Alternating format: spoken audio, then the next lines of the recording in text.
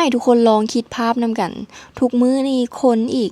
1.3 พันล้านคนทั่วโลกยังบ่มีบัญชีธนาคารบ่แม่นว่าเขาเจ้าขี้คร้านเข้าไปเปิดหรือขี้คร้านเข้าธนาคารได้ทุกคน แต่มันเป็นเพราะว่าระบบมันบ่ได้ออกแบบมาเพื่อพวกเขาเหล่านั้น ถ้าทุกคนเขาอาจจะคิดภาพบ่ออกคือเราอยู่ในประเทศที่แม่นอยู่ว่าประเทศเราบ่พัฒนาหลายแต่ธนาคารเราก็ยังใช้ได้สามารถไปเปิดบัญชีอิหยังได้แม่นบ่แต่ทุกคนต้องคิดไปหาประเทศที่เขาบ่แม้แต่สามารถที่จะไปเปิดบัญชีอยู่ธนาคารได้เลยต้องบอกว่าระบบการเงินดั้งเดิมมันเป็นอีหยังที่มีเงื่อนไขหลายกำแพงก็สูงถ้าว่ากำแพงสูงจุดใดเราอาจจะบ่เห็นปัญหาทุกคนแต่ว่าคือบางประเทศหั่นจะบ่มี infrastructure คือบางประเทศหั่นจะไปเปิดบัญชีแล้วก็ต้องแบบมีขั้นต่ำคือบางประเทศก็เอกสารก็อยากได้นั้นอยากได้นี้เอกสารบ่ครบคนก็ไปเปิดบ่ได้ซึ่งพวกเขาเหล่านี้บางเทื่อเขาอาจจะประสบปัญหาพวกนี้ค่อนข้างหลายและเป็นปัญหาที่เราคาดบ่คิดว่ามันมีแบบนี้แท้ว่ามันมีทุกคนนี่คือเปอร์เซ็นต์ที่คนที่ยังบ่มีบัญชีธนาคารเนาะ data ตัวนี้ทุกคนสามารถเซิร์ชอยู่อินเทอร์เน็ตเลยก็ได้ทุกคนสามารถเบิ่งได้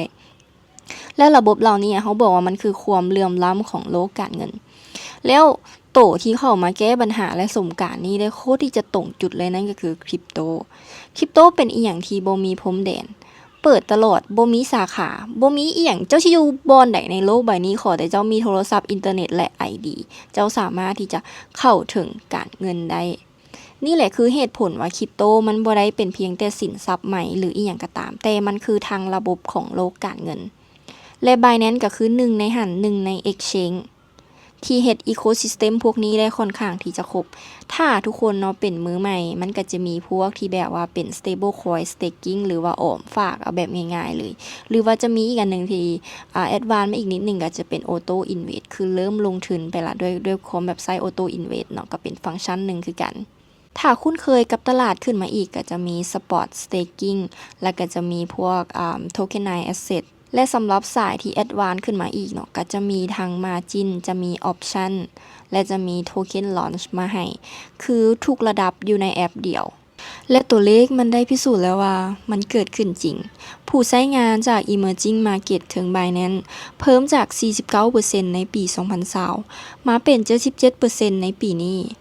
ภายในเพียงแต่6ปีทุกคน 83% ของคนที่ใช้งาน Binance หั่นแสดงเลยว่าทุกคนใช้งาน Binance หลายกว่า1ฟังก์ชันหรือหลายกว่า1ผลิตภัณฑ์มาจาก emerging market เหล่านั้นแหละทุกคน 73% ของ stablecoin saver ถึง Binance ก็มาจากกลุ่มคนเหล่านี้คือกันซึ่งมันสมเหตุสมผลหลายทุกคนย้อนในหลายประเทศเงินเฟ้อมันสูงการถือ stablecoin แทนเงินสดท้องถิ่นมันคือการปกป้องมูลค่า